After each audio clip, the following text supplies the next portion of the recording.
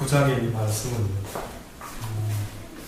지혜와 그 다음에 미련한 계집의 미혹과 그의 초대가 현실적으로 우리에게 어떤 일들을 만들어내는가 하는 것에 대해서 이야기를 하고 있습니다. 성경에는 지혜를 이야기할 때에 때로는 하나님의 그 전지전능한 지혜를 대표하는 표현으로 지혜를 말하고 있습니다. 그래서 때로는 성경에 보면 지혜를 구하라. 하나님께서 지혜를 주실 것이라. 너희가 무슨 일을 할 때 어떻게 행할지, 이렇게 할지 저렇게 행할지 그것을 알기 원하느냐? 그러면 너희가 음성을 듣고 오른쪽 갈까요 왼쪽 갈까요 하지 말고 무엇을 구해라고 말하냐면 지혜를 구해라는 겁니다. 결국 지혜라고 하는 것은 누가 줄 수 있느냐 하면은 유일하게 하나님만이 주실 수 있는 그것이 바로 지혜다라고 성경이 말씀합니다. 지혜는 곧 하나님의 마음과 합한 마음인 것을 또한 성경이 지혜로 표현을 하고 있는 것입니다.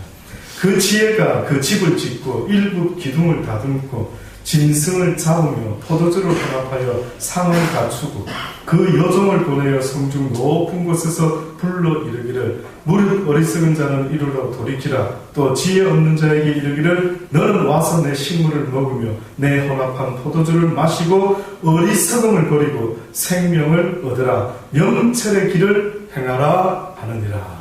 이것이 바로 지혜가 우리를 늘 부르고 있다라고 합니다. 또다시 말하면 주님께서 늘 우리를 부르고 있는 것입니다. 이 땅에서 주의 부르심에 응하지 못한다라고 하는 것은 한마디로 큰 실수를 하게 되는 것입니다. 누군가가 임금이 대통령이 저보고요, 이용호 목사 청와대로 초대합니다. 오셔서 함께 식사를 나누십시다. 이렇게 한다면 여러분 생각에 제가 갈까요 안 갈까요? 예? 어떻게 아시고 저 마음을 갈 거라고 그렇게 단언하십니까? 지금 왜 여러분 생각에 목사님 청와대가 그렇게 초청을 했으면은 갈 것 같아. 왜요? 왜 옆집 아줌마가 초대했을 때는 안 갈 것 같고 뭐 갈 수도 있고 안 갈 수도 있는데 왜 대통령이 청와대로 나를 초대했다라고 할 때에 기꺼이 그 초대는 왠지 목사님이나 누구든지 받은 사람은 갈 것 같아라고 이야기를 합니다. 왠지 아십니까? 너무나 높고 귀한 분이 나를 초대하니 그 초대에는 당연히 응하는 것이 누구나의 공통되는 그런 모습이다라고 믿어 심지 않기 때문에 초대에 응하겠습니다라고 말하는 겁니다. 그런데 이 시대에 정말로 우리에게 모든 인생에게 누군가가 초대를 했는데 누가 초대했는 줄 아십니까? 하나님이 초대했습니다. 이 세상을 지으신 여호와 하나님, 열왕 중에 왕 중에 왕이신 하나님, 온 세상과 내 영혼을 지으신 그 영혼의 아버지가 어떤 초대를 하시는데 어떤 초대를 하시느냐면 누구든지 수고하고 무거운 짐진 자들아 살아가면서 인생이 어렵고 답이 안 나오고 답답하고 그러한 어떠한 신령을 느낀 모든 영혼들아 다 내게로 와라. 내가 너희들을 시기할 것이요 내가 너희들을 위하여 잔치를 베풀 것이라 라고 성경이 초대를 하고 있는 것입니다. 그래서 그 이야기가 성경의 비유로 설명이 됐는데 어떤 비유로 설명이 됐느냐 하면 어느 날 왕이 누군가에게 초대장을 쫙 보냈죠. 근데 그 사람들이 왔습니까? 안 왔습니까? 안 왔습니다. 이유가 뭐였습니까? 예. 어떻게 보면 제가 좀 바빴어요. 무슨 일이 그래 바쁘신데요? 집도 사야 되고 소도 사야 되고 장가 가야 되고 장례식도 치러야 되고 가만히 보면 하나님의 부르심 앞에 응답하는 사람의 이유는요 꼭 그런 변명과 그런 것들이 있더라는 것입니다.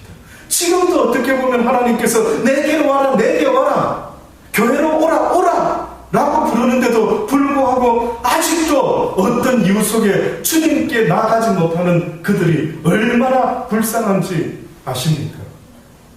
세상에 많은 지혜가 있다 하지만 생명을 얻을 수 있는 지혜는 바로 이 만군의 여호와 하나님의 말씀 밖에는 없기 때문에 내게 나와 지혜를 얻으라 내게 나와 생명을 얻으라는 것입니다. 내게 나와 너의 영혼의 구주 되시는 만군의 여호와의 이 말씀을 듣고 너희가 영원한 생명을 얻기를 원한다라고 하나님이 우리를 날마다 초대하고 있는 것입니다.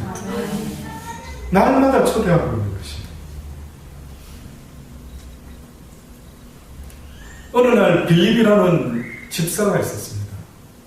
이 빌립이 예수님께 부름을 받죠. 나를 쫓으라. 그래서 드디어 예수님의 제자가 되어 빌립은 예수님을 쫓습니다. 그러던 어느 날 친구인 한 사람을 예수님께 소개합니다. 그의 이름은 나다나엘이라는 사람이었습니다. 와 보라. 내가 놀라운 분을 만났는데 그분의 말씀을 들어보니까 내가 이제까지 듣지 못했던 귀한 생명의 말씀을 전하고 있는데 와서 들어보아라 라고 권면을 합니다. 안 올 수도 있는데 나다나엘이 하도 친구가 권면하니까 그래? 그러면 한번 가보지 하고 드디어 예수님께 나옵니다. 근데 갑자기 예수님이 나다나엘을 보자마자 뭐라고 이야기하십니까? 와, 놀라운 사람을 내가 만난다. 이는 참으로 거짓이 없고 깨끗한 자라. 그랬더니만 나다나엘이 예수님 저를 아십니까? 물어보지 않습니다. 근데 예수님이 뭐라 이야기하십니까? 네가 무화과 나무 아래 있을 때에 내가 너를 보았느니라.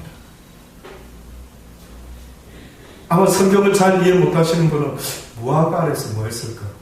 무화과 열매를 따서 가족들이 옹기종기 모여 앉아서 혹시 먹고 있었나? 아니면 나다나엘 혼자서 살짝 가가지고 무화과 열매를 실컷 먹고 낮잠 자고 있은 것을 혹시 보셨나요?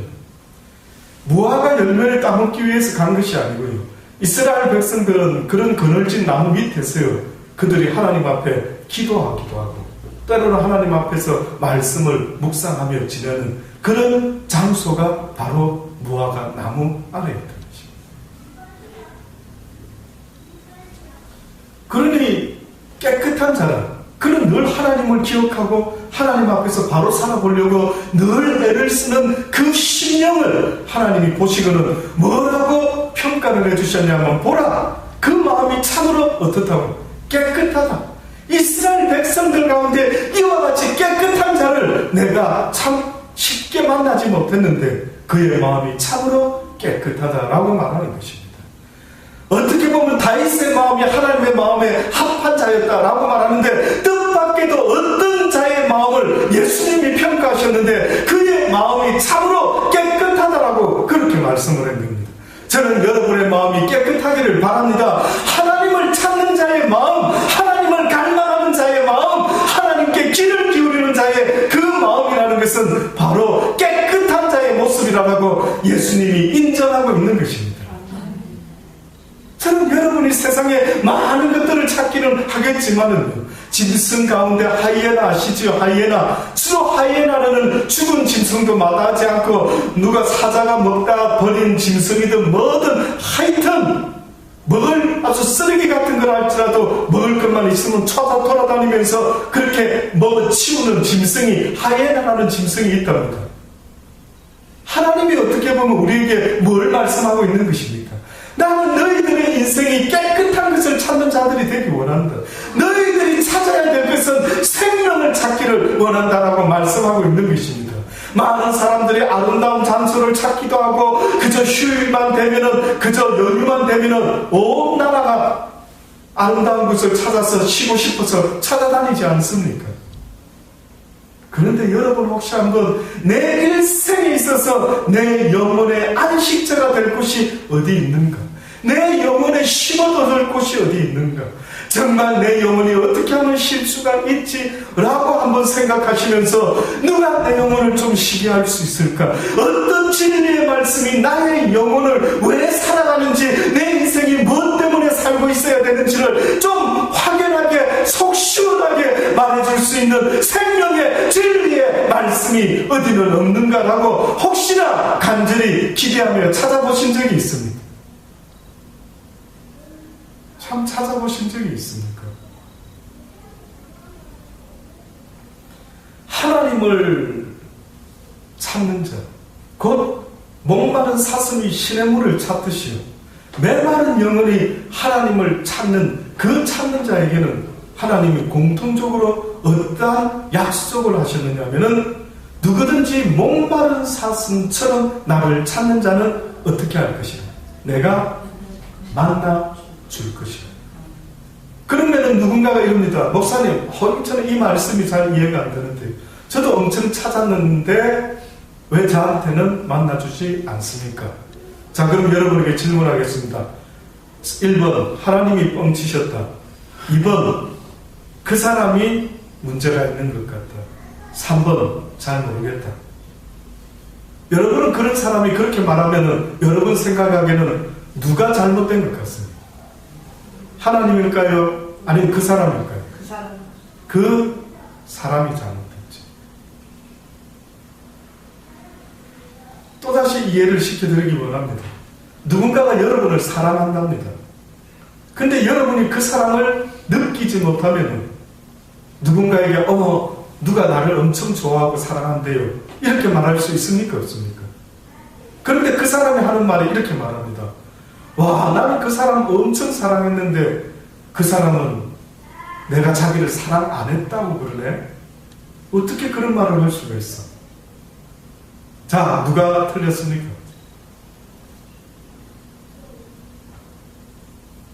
누가 틀렸습니까? 사랑을 준 사람은 정말로 제대로 줬다는데 받은 사람은 나는 못 느끼겠다. 그러면 결국은 내가 누군가를 사랑한다라고 할 때에 그 사랑의 마음이 내 것입니까? 상대방의 것일까요? 나 이만큼 사랑했으니 난 더 이상 못해. 자, 이렇게 말할 수 있겠죠. 다시 한번 잘 생각해 보십시오. 여러분이 누군가를 사랑한다라고 할 때 그 순간부터 그 사랑의 마음이 내 것일까요? 그 상대방의 것일까요? 상대방의 것입니다. 나는 이만큼 했으니 됐어. 네가 느끼든지 말든지 이 미련 공차도야 라고 하면서 떠나갔습니다. 그러면 여러분 생각할 때에 누가 틀렸지? 답을 한번 내봐라는 거죠. 답을 한번 내보시라는 겁니다. 누가 틀렸을까요? 잘 기억해 보십시오. 결국은요, 사랑이라는 것을 하기 시작하는 순간부터 나는 없어지고 그 사람이 내 사랑을 이해할 때까지 그 사랑은 멈추지 말아야 되는 것입니다. 내가 스스로 나 이만큼 사랑했는데 라고 말하는 그 순간에 그 사람은 아직도 기다려야만 하는 겁니다. 그 사람이 내 사랑을 인정할 때까지, 그 사람이 내 사랑을 인정할 때까지 나는 끝까지 그 사람에게 사랑을 나타내는데 그 사람이 내 사랑을 나는 이해 못하겠다. 야, 나는 도무지 네가 나를 얼마나 사랑하는지 다른 사람들도 나한테는 이 정도로 하는 것 같아. 그런데 네가 다른 사람들보다 나를 더 사랑한다라는 증거가 도무지 와닿지를 않으니 나는 네가 나를 사랑하는 줄 도무지 잘 모르겠어 라고 말할 때에 그가 할 수 있는 유일한, 마지막까지 해야 되는 유일한 것이 있다면 뭐겠습니까? 네. 끝까지 포기하지 않고 그 사람이 내 사랑을 이해할 때까지, 받아줄 때까지 사랑해야 한다는 거죠. 어느 날 저는 이러한 것을 깨닫고 나서 하나님 앞에서 때로는 하나님을 아무리 제가 개인적으로 전해보고 이야기를 해봐도 전혀 느끼지 못하는지 어떻는지 어느 때는 너무 답답하더라고요. 그래서 제가 그런 마음도 먹었죠. 그만하자. 저 인간한테는 그만 이야기해야지. 그만하자. 몇 번을 다짐하고 그만하려고 했을 때 뜻밖에도 하나님이 원하시는 게 뭔가 봤더니 하나님의 마음은 뜻밖에도 저와는 전혀 다르더라고요. 뭐라고 말씀하시는 줄 아십니까? 사랑하는 자야, 네가 그를 포기하지 말고 끝까지 그의 생명이 있는 그날까지, 그가 죽기 바로 1분 전까지라 할지라도 그가 내 사랑을 깨닫고 주여 나도 주님을 그렇게 사랑하기를 원합니다라고 고백하는 그 순간까지 나는 포기하지 않는다. 나는 그를 포기한 적 없다. 나는 그가 기회 있는 그날까지. 그래서 결국은 한편 강도가 예수님 옆에서 죽기 바로 직전이었지만 아무것도 평생 동안 한 것이 없지만은 그 사람이 바로 죽기 직전에 주여 당신의 나라가 임하시며, 또다시 말하면 주여 당신의 나라는 이 땅에 있는 것이 아니라 영원한 하나님의 나라에 있음을 이제는 제가 깨닫게 되었습니다. 당신은 왕 중의 왕이시여 영원한 하나님의 하나님의 나라의 왕이십니다. 당신의 영원한 나라가 임할 때에 나를 기억하여 주옵소서. 나도 그 나라에 가기를 원합니다라는 그 한마디 죽기 직전에 한 것은 아무것도 없지만 한마디 말했던 것밖에 없는데 그 말을 들은 그 예수님께서 뭐라고 이야기합니까? 그래, 네가 오늘 나와 함께 낙원에 있으리라. 와, 하나님의 그 사랑이 이런 것이다. 그러니 뭐라고 말씀하시는 줄 아십니까? 나도 그렇게 모든 너에 대한 것뿐만 아니라 모든 아직도 나를 알지 못하는 그들을 나는 지금도 사랑으로 기다리고 또 기다린다. 그들이 내 사랑을 느끼는 그날까지 나는 결단코 포기하지 않고 너희들을 기다렸던 것처럼 또한 그들도 기다린다. 사랑하는 자들을, 나의 복음을 사랑을 그들에게 전할 때에 때로는 너희들을 돌로 치는 자도 있을 것이요, 너희를 무시하는 자도 있을 것이요, 너희를 돌아서는 자도 있을 것이요. 열받지 말고 속상해하지 말고 내가 너를 사랑했던 것처럼 너 또한 나의 사랑에 빛을 진자니 이제는 그 사랑을 기억하면서 그럴 때마다 그들을 향한 내 사랑을 기억하고 너희도 똑같이 그에게 내 사랑을 나타내 주기를 원한다. 대단하시더라. 참으로 하나님의 사랑은 대단하시더라. 또 한 번은 이런 고민도 해봤습니다. 많은 사람들이 능력과 은사와 모든 놀라운 힘과 능력을 나타내기 위해서 주의 복음을 위해서 나에게 능력을 주시면은 내가 이 능력을 가지고 이 은사를 가지고 주를 위해서 한번 멋지게 사용해 보겠습니다 라고 해서 내가 그들에게 은사도 줘받고 다 줘봤다. 그런데 그들이 처음에는 나를 위하여 쓰겠다라고 해놓고 그들이 점점점 사람들이 알아주고 사람들이 칭찬하니 어느 순간에 내 영광을 가르치고 자기가 그런 일을 하느냐 그렇게 하고 있다. 그때 제가 그렇게 한번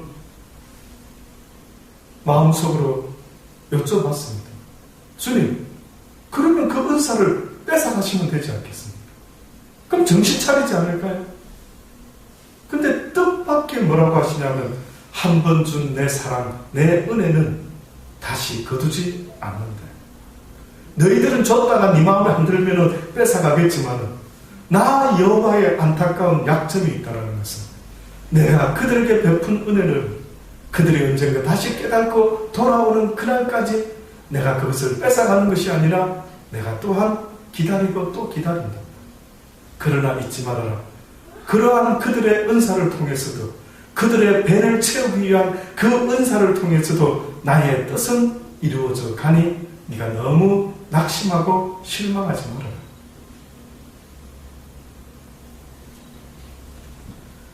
주님은 지금도 시편의 잠언서 9장에서 한마디로 우리를 부르고 계시는 것입니다. 내게 나오라는 것입니다. 어리석은 자는 이리로 돌이키라. 또 지혜 없는 자에게 이르기를 너희는 와서 내 식물을 먹으며 내 혼합한 포도주를 마시고 어리석음을 버리고 무엇을 얻으라고요? 생명을 제발 얻으라. 명철의 길을 행하라. 거만한 자를 징계하는 자는 도리어 능력을 받고 악인을 책망하는 자는 도리어 흠을 잡힙니다. 거만한 자를 책망하지만 그가 너를 미워할 것도 없다. 지혜 있는 자를 책망하라. 그가 너를 사랑하리라. 지혜 있는 자에게 교훈을 더하라. 그가 더욱 지혜로워질 것이요 어려운 사람을 가르치라. 그의 학식이 더하리라.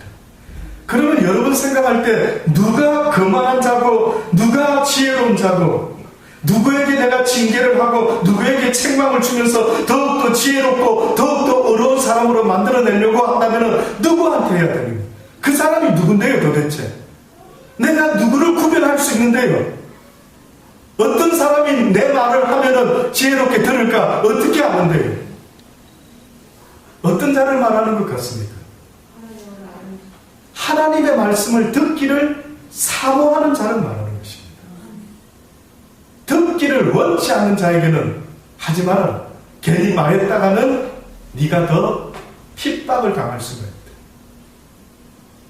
그러니까 억지로 그 사람에게 듣지도 않으려는 사람을 붙잡고 내 말 좀 들어보세요. 교회 나가셔야 됩니다.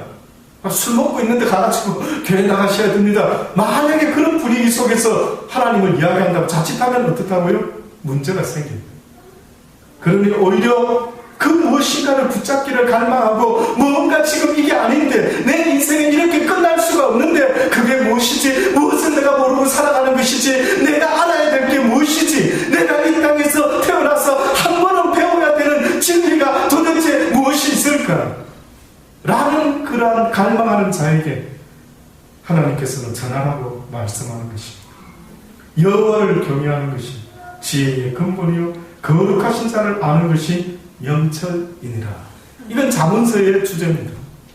잠언서 기자가 중간중간마다 잊어먹을만 하면 또 말하고 잊어먹을만 하면 또 말하는 어떤 표현이 있는데 아예 그냥 사람들 마음속에 그냥 인치듯이 새겨놓는 말이 있는데 여호와를 뭐하는 것이? 경외하는 것이 지혜의 근본이다라고 말합니다.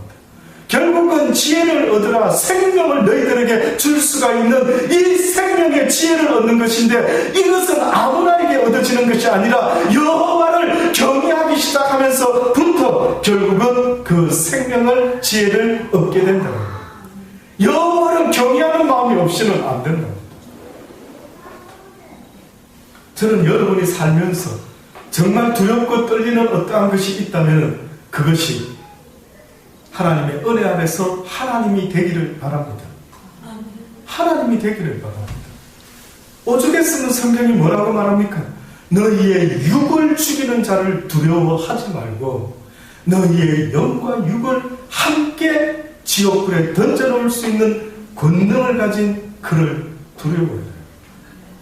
정말로 두려워할 자를 두려워하지 못하고 두려워하지 말아야 될 자를 두려워하고 있는 우리의 모습을 보시고 너희가 여호와를 경외하는 것이 곧 하나님의 이 지혜의 말씀의 시작이요 또한 근본이 된다라고 말씀하고 있는 것입니다. 나 지혜로 말미암아 잘 들어보십시오. 이 지혜를 갖다가 하나님이 여호와께서 자신을 표현할 때 여호와, 야훼, 주, 로드 뭐 온갖 표현이 있는데 뜻밖에도 지혜라고 표현을 하는 게 있습니다. 지혜. 이 지혜는 어떤 지혜냐면 천지를 만든 지혜요. 온 세상의 섭리와 모든 생명 있는 것들을 만들어내신 여호와의 지혜를 말하는데 나 지혜로 말미암아 내 날이 많아질 것이요 내 생명의 해가 더하리라. 지혜로 말미암아 내가 만일 지혜로우면 그 지혜가 내게 유익할 것이나 내가 만일 거만하면 너 홀로 해를 당하게 될 것이다. 결국은 여호와의 지혜를 어떻게 하라고? 너도 가지기를 원합니다. 그러니 성경에 구구절절 날마다 너희가 이 땅에서 배워야 될 것이 있다면 그것은 뭐라고요? 여호와의 말씀을 배워라. 또다시 말하면 여호와의 지혜를 배워라. 또다시 말씀하면 하나님의 어떤 마음을 가지고 계신 분인지를 너희가 그것을 꼭 배워야만 된다라고 말씀하고 있습니다. 그런데 꼭 주님은 성경에 두 가지로 비유를 하시는데 이렇게 지혜와 하나님의 말씀을 사모하는 자가 있는 반면에 그 반대되는 미련한 계집이 있는데 그 미련한 계집은 떠들고 어리석어서 아무것도 알지 못하면서 뭔가 아는 것 같이 날마다 주절주절 이야기하는 자다라고 이야기를 합니다. 자기 집 문에 앉으며 석은 높은 곳에 있는 자리에 앉아가지고 한다라는 말이 자기 길을 바로 가는 행객을 불러서 말하기를 무릇 어리석은 자는 이리로 돌이키라. 또 지혜 없는 자에게 이르기를 도둑질과 물이 달고 몰래 먹는 떡이 맛이 있다라고 거짓된 하나님의 지혜와 지식이 아닌 세상의 지식을 가리키고 앉아 있다라고 말합니다. 도둑질하는 물이 뭐라고요? 달고 몰래 먹는 떡이요? 맛있다. 어디서 좀 들어본 것 같지 않습니까? 여러분 살면서 조금 뭔가 어디서 뉘앙스가 별로 낯설지 않는 게 왠 줄 아십니까? 그렇게 살고 있기 때문에 좀 와닿죠. 공감이 되죠. 뭐든 도둑질해서 먹는 거는 왜 그렇게 맛있는지, 누가 사주는 거는 왜 그렇게 맛있는지, 뭐 살짝 속여가지고 막 큰 돈 버니까 막 얼마나 기쁜지,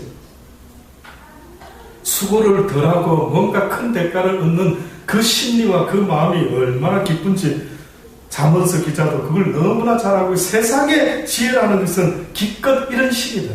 그러니까 쉽게 말해서 세상의 지혜는, 야, 너 고생 조금만 하고 엄청나게 떼도 물어서 잘 먹고 잘 살자, 잘 먹고 잘 살자, 늘 속삭이는 이야기가 그렇다라는 거예요.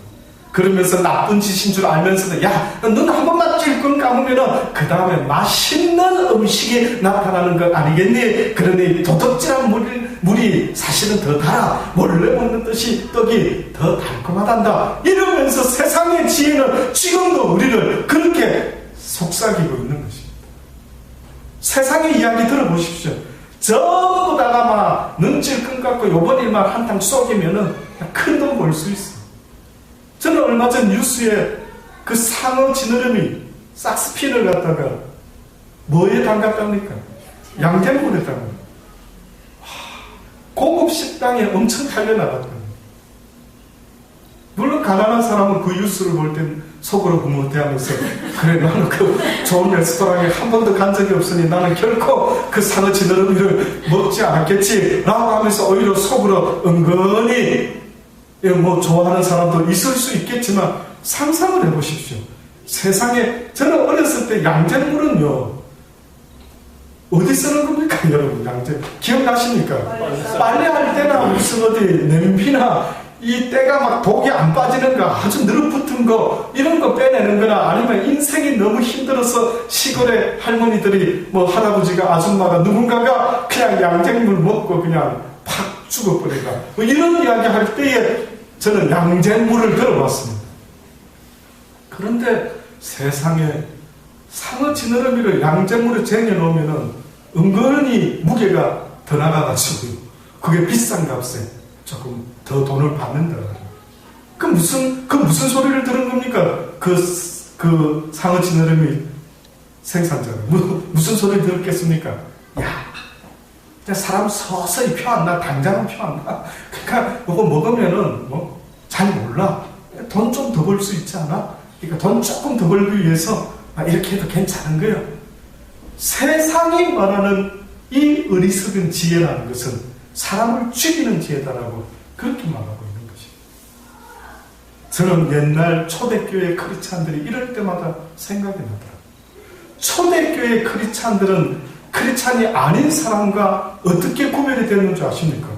그들은 뭐 눈에 보이는 교회도 당시에 없었고, 도무지 크리스찬들과 크리스찬이 아닌 사람은 겉으로 봤을 때는 교회도 안 다니다 보니까 뭐 어디 가서 할렐루야 하고 뭐 예수 그리스도 찬양하고 뭐 이런 이야기가 별로 들리지 않았기 때문에 그 누구도 알 수가 없었습니다. 또 초대에는 예수님이 십자가에 돌아가셨을 때는 혹시나 자기도 잡혀 죽을까봐 예수님의 이야기를 공개적으로 드러내고 표현하지는 못했지요. 그런데도 불구하고 그들 사이에서 크리스찬의 장점, 크리스찬이라고 말할 수 있는 그 모습은 무엇으로 증명됐는지 아십니까?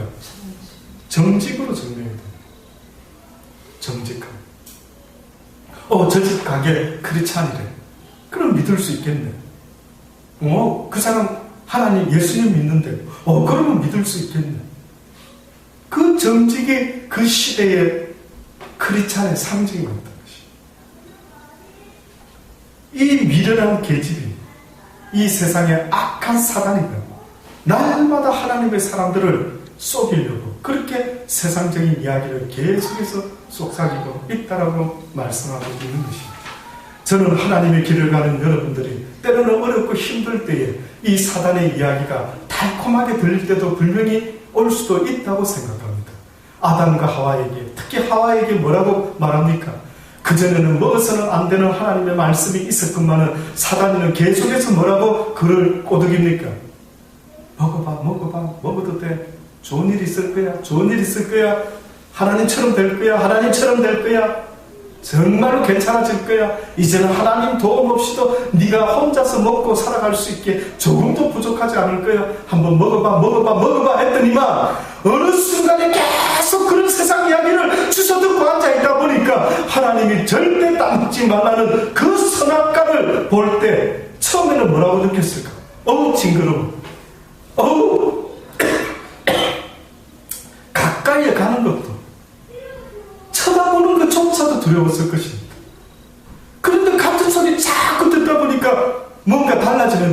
달라졌습니까? 먹어볼까? 그래도 될만가? 오늘날 우리 시대의 사단이가 우리를 하나님의 길에서 떠나게 만드는 수많은 미혹들이 지금은 없는 것 같습니다.